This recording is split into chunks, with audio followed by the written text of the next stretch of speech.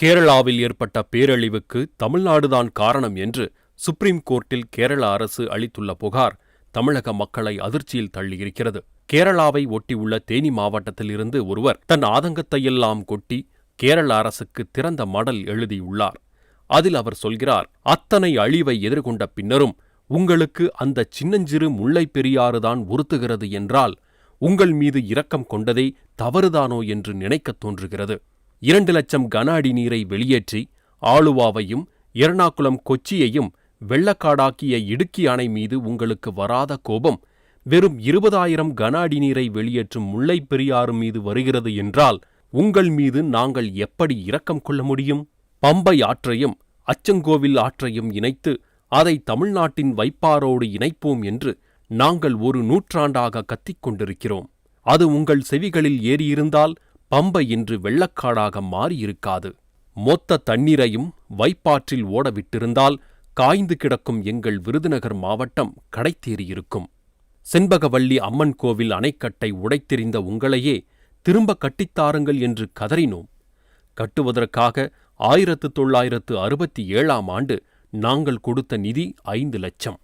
அதை கட்டி முடித்து எங்களுக்கான தண்ணீரை விகிதாச்சார அடிப்படையில் பகிர்ந்து கொடுத்திருந்தீர்கள் என்றால் இன்று சபரிகிரி அணையும் பிளீச்சிங் அணையும் இத்தனை வேகமாக நிரம்பியிருக்காது. நாங்கள் எங்கள் பொறியாளர் மூலம் கொடுத்த 5 லட்சத்தை 20 ஆண்டுகள் கழித்து எங்களுக்கே அனுப்பினீர்கள். நெடுங்கண்டம் அருகே இன்று பெருக்கெடுத்து ஓடும் கல்லாறு தண்ணீரை மதுரை மக்கள் குடிப்பதற்கு தாருங்கள் என்று எம்ஜிஆரும் மதுரை மேயர் பட்டுராஜனும் உங்களை தேடி வந்து கெஞ்சிக் கேட்டார்கள். அன்றைக்கு முதல்வராக இருந்த அச்சுத மேனனுக்கோ கருணாகரனுக்கோ அவர்களின் கதறல் கேட்டிருந்தால் இன்று கல்லாறில் பெருகி ஓடும் நீரில் பெருமளவை மதுரை உள்வாங்கியிருக்கும். இன்று மூணாறையே மூழ்கடித்து ஓடும் குட்டியாறையும் கன்னியாறையும் நல்லதண்ணி ஆறையும் மூணாறு நகரிலிருந்து பெரியபாறை, நயமக்காடு, தலையாறு, லக்கம், சட்டமூணாறு, பள்ளக்காடு வழியாக மறையூர் கொண்டு வந்து அங்கிருந்து கிழமேலாக நீண்டு கிடக்கும் பள்ளத்தாக்கில் ஓடச் செய்து அமராவதியோடு இணைத்திருக்க 1000 வாய்ப்புகள் கிடைத்தும் அதை நிராகரித்தீர்கள். மாறாக வம்படியாக இந்த 3 ஆறுகளையும் மின்சாரத்தைத் தவிர எதற்கும் பயனில்லாத ஆனையிரங்கல் அணையோடு நீங்கள் சேர்த்துவிட்ட அழிச்சாட்டியத்தால் இன்று மூணாறு நிரம்பி வழிகிறது. அச்சுதானந்தன் என்கின்ற அதிமேதாவி முதல்வராக இருந்தபோது மண்வெட்டி கடப்பாறையோடு 4-5 ஆட்களை அழைத்துக் கொண்டு செங்கோட்டை அருகே உள்ள அடவிநயினார் அணையை உடைக்க தமிழக எல்லைக்குள் அத்துமீறி நுழைந்தார். அச்சங்கோவிலாருக்கு செல்ல வேண்டிய நீரை மறித்து தமிழகம் அணை கட்டியதாக அடாவடி செய்தார். வயிற்று பிழைப்புக்காக நாங்கள் வயலில் இருந்ததால் அச்சுதானந்தன் திரும்பிப் போனார்.